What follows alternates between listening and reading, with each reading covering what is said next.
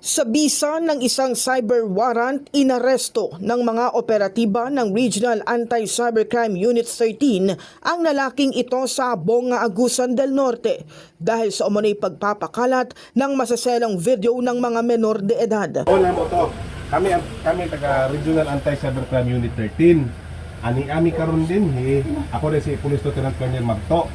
Ani din sir kay nami i-implement na warrant to search, seize and examine computer data.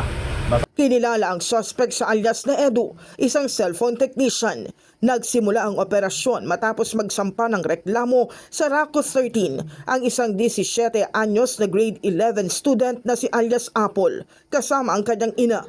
Batay sa reklamo, dinala ng nobyo ng dalagita ang kanyang cellphone sa suspect para ipaayos.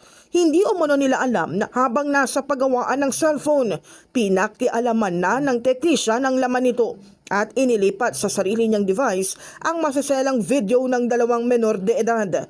Ilang araw matapos maibalik ang cellphone, nagsimulang kumalat sa social media ang mga pribadong video. Umabot pa ito sa kanilang paaralan, barangay at hanggang sa pamilya na nagdulot ng matinding kahihiyan sa mga menor de edad. May isang anonymous Facebook account pa ang nagpost sa isang group page na nag-aalok ng video. This is a repairman, so he used the cell phone of the subject, victim.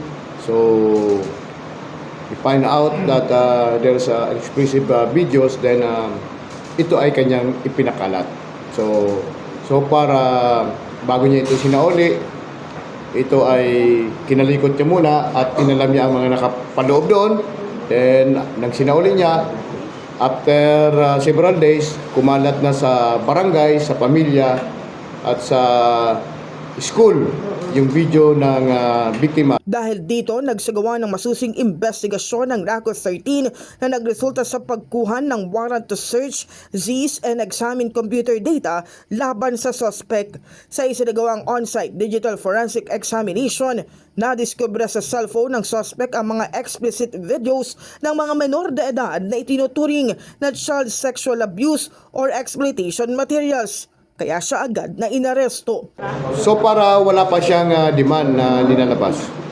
So ito ay posibleng kanya lang katuwaan or hidden agenda. Baka mayroon siyang hidden agenda na hindi pa natin ito ay patuloy na kumakalat.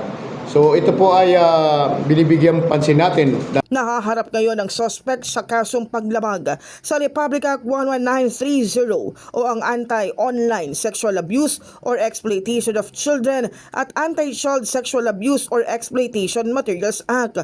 Sa ngayon, nasa kustodiya na siya ng Habonga Municipal Police Station habang ang dalawang biktima naman ay nasa pangangalaga ng kanilang mga magulang. Nagpaalala naman ang pulisya sa publiko na maging maingat sa pagpapagawa ng inyong cellphone. Ang paalala ko lang, huwag kayong basta magpa-repair ng inyong mga cellphone sa hindi nyo kakilala o doon lang kayo sa mga reputable repair shop.